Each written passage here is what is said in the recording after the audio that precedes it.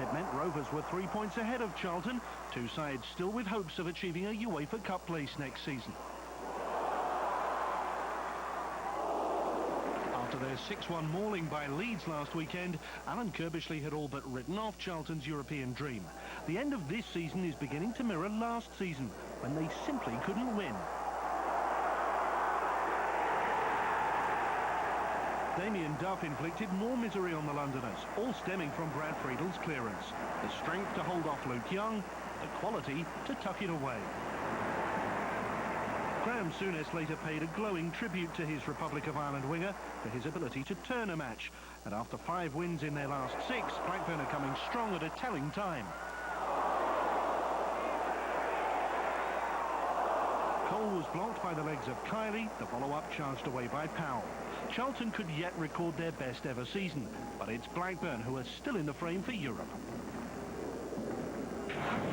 As long as there's points out there that can get us into the 5th or 6th position, then yeah, we're going to go out in the last 5 games and try to pick up as many points as possible. And you know, who knows, if you can go on a run of 4 or 5 wins, then we'll be in with a shot maybe.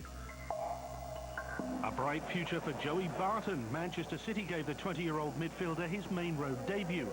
But Jeremy's future at Middlesbrough is less clear. This week it's been reported he's being lined up by Manchester United. The phrase mid-table mediocrity was almost invented for this match. Dull, uninspiring and frankly poor, with Borough coming closest. It was enough to convince Peter Schmeichel to announce his retirement at the end of the season. Kevin Keegan was so disillusioned with his front two of Anelka and Fowler, he pulled them both off after an hour. Possession was given away cheaply, and Borough tried to make them pay. Juninho, the inspiration behind a 7-match unbeaten run, played in Malcolm Christie. Believe me, that's as good as it got.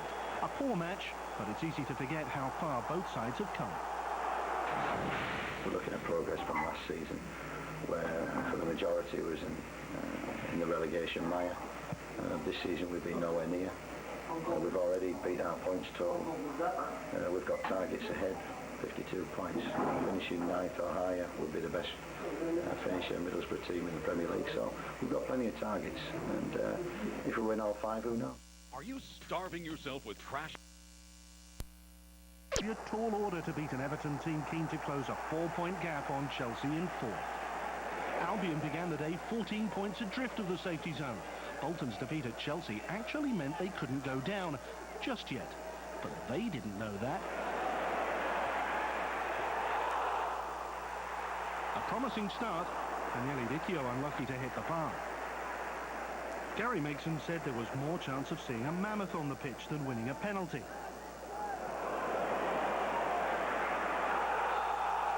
Well, they're not extinct yet.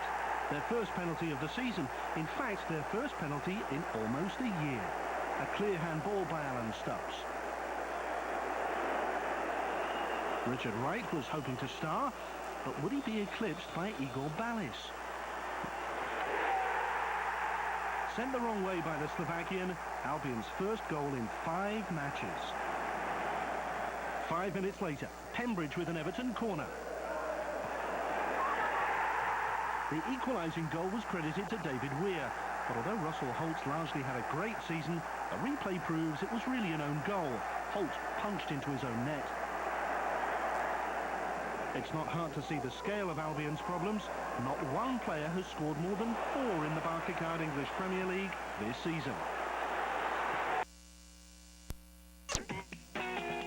The statue of the legendary Billy Bremner acts as a symbol of hope for the future, but the recent past has been painful. Top players sold, too close to the drop zone. Peter Reid's arrival is being greeted with optimism. Well, we've got to give him a chance now. He had a good result last week. Hopefully just a bit of passion and a bit of self-belief about the club. I think he's just getting things back to basics. It's too fair, we've got a heart of gold. We need more than 6-7 games, don't we? Any manager needs more than 6-7 games. Professor John Mackenzie must succeed where Peter Ridsdale failed. Immediate tasks include appointing a long-term manager and generating a reported £20 million. On the pitch, captain Dominic Matteo was again deployed in a new role in central midfield against Tottenham. Peter Reid would like to have David Batty available, but he's still out with back problems and forced to withdraw from a comeback game this week. Tinkering with the tactics, though, does appear to be paying dividends. Reid restoring Smith and Kuehl to their favoured positions, out-and-out striker and left wing, respectively. Mark Viduka's been one of the main beneficiaries. Smith set up 5 of Leeds' 6 goals at Charlton last week. This time the assist came from Kuehl. The Yorkshire side still wasn't safe despite that 6-1 scoreline at the Valley, but it did restore their self-belief and reignite their Australian strikers. Viduka netted a hat-trick against Charlton. It took him 31 minutes to get off the mark against Tottenham, played in by Kuehl once again. Spurs started the weekend 6 points behind Liverpool in 6th, and 6 minutes later they won a corner.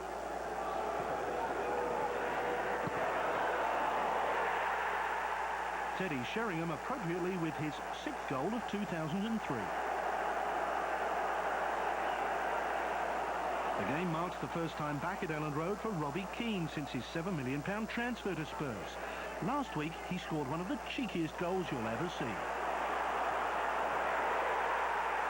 This one was just plain brilliant. Muted celebrations against his old club, but Leeds will wonder why they didn't get in a proper challenge. 2-1 down at half-time, and with Peter Reid's former employer Sunderland going down, his current bosses might have been getting ever more anxious.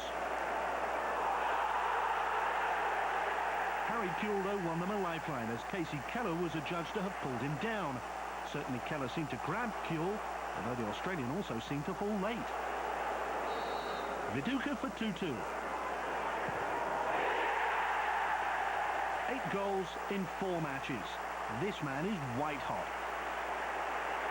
Glenn Hoddle's hopes of managing Spurs in the UEFA Cup were fading fast, and with less than 15 minutes to go, it was the home side with the best chance to win it.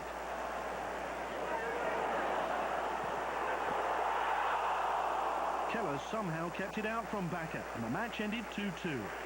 There may be brighter times ahead for Leeds, but they're only too used to false new dawns.